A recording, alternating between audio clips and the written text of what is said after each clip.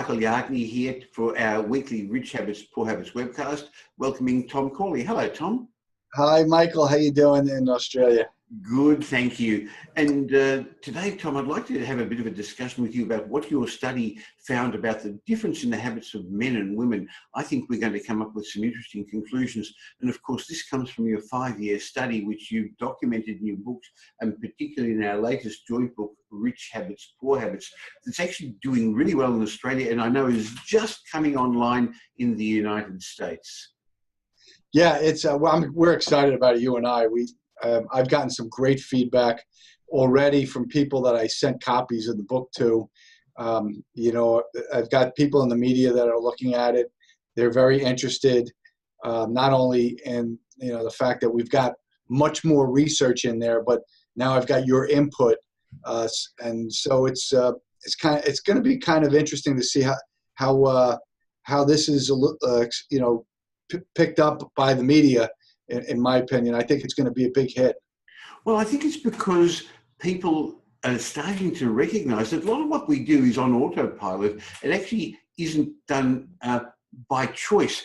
And these habits that you become, it has become so much part of you, are related to things you picked up as a child. And interestingly, you're passing them on to your family and your kids. So I think the session we're going to discuss today will be very interesting for anyone who is a parent or planning to become a parent. So Tom, did you identify any habits that were particular to men as opposed to women, or the other way around? Yeah, I actually did, Michael. I found a few of them, and for example, gambling. Gambling is actually what we call a poor habit, and but what was interesting is in my research and also third-party data that I was able to get my hands on, which corroborated my research, I found that men actually are more apt to gamble than women. They're less risk-averse. They're more aggressive. Women are more cautious. They're more conservative when it comes to money. And the other interesting thing is, even if a woman does gamble, they gamble less frequently and they gamble with less money than men. So I thought that was very interesting. So if you look at it from the poor standpoint, it's a poor habit, but for women who are poor, they're really it's not so much of a poor habit for them. But I just thought that was an interesting. Well, you brought up the concept of risk tolerance, because I guess in the field of money and investment, that makes a difference. So have you found that men have got a higher risk tolerance in general than females? Yeah, I did find that out in my research and in the third-party studies that I've read. And this is important because, if you're a woman and you want to be an entrepreneur, you're going to have to come face to face with your predisposition to be, somewhat risk averse just by your nature. You're going to have to be able to take on risk that you're uncomfortable with, because that's the nature of being an entrepreneur and starting a business. Now, I know we're talking very broad generalizations, because I know some very, very successful female entrepreneurs, business people, and investors. So is being risk tolerant a good thing or a bad thing, Tom? Oh, I think it can be both. I think, too much of a good thing, right, Michael, it'll get you in trouble. So I think what I found with my research was that the successful entrepreneurs, the self-made millionaires, they took risk, but they took a type of risk that I call calculated risk. So,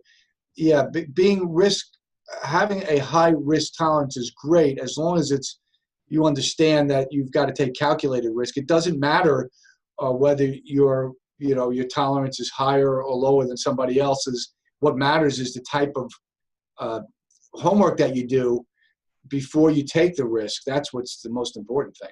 I think I've found women are apt to study the detail of major purchases more than men. And that's a good thing in some ways, Tom, because the devil is often in the detail. So understanding the detail can often save you making some of those fast, quick, big picture mistakes that men occasionally do. So I'd agree with you, Tom. Tom, one of the habits that you found in the past in your studies is that wealthy people, successful people read more. Was there much of a difference between men and women when you looked at that? Yeah, there was. Women read more than men, and that's the good news, Michael. But the bad news is they read more for entertainment, whereas the men read more for self-improvement and to gain some knowledge within their industry. So I think that's the only reading you should be doing if you're trying to grow a business, you're trying to become successful. You can't waste your time getting involved with entertainment reading. So that's something that actually is a negative for women when it comes to reading.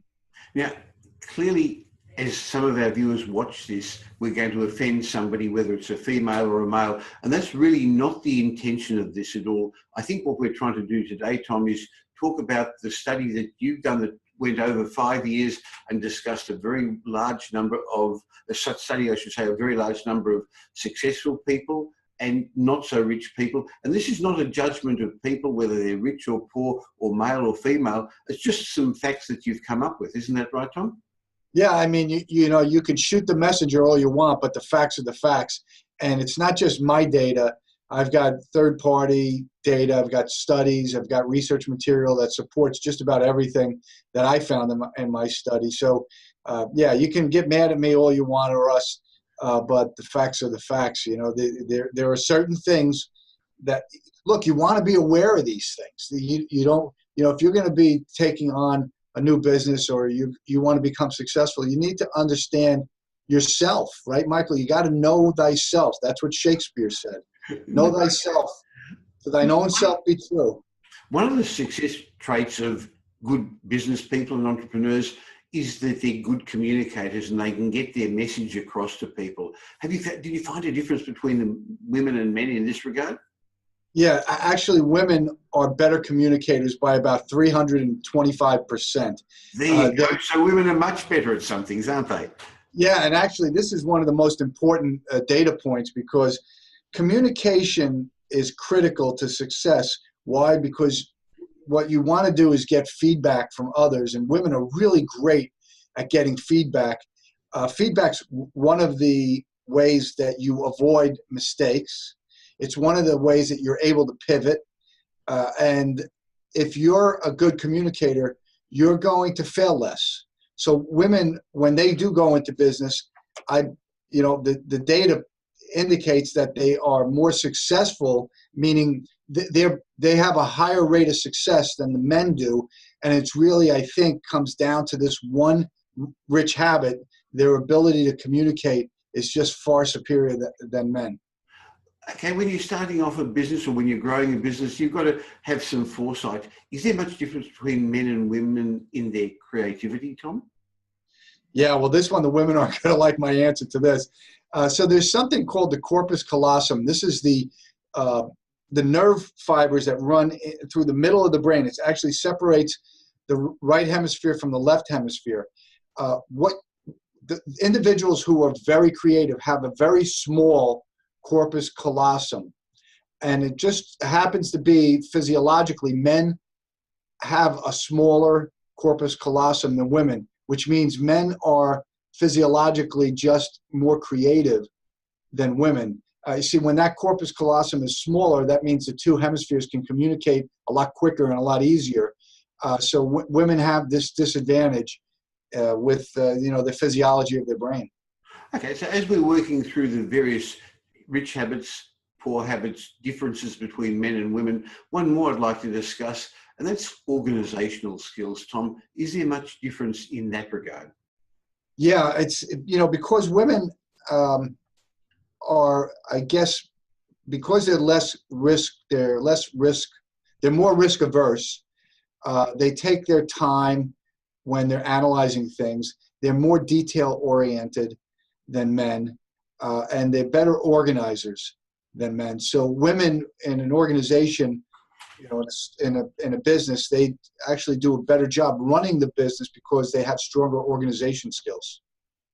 So that's really interesting, Tom. Thank you. I think it really shows that men are better at some things and women are better at other things. And on balance, we need both sides to create a good partnership.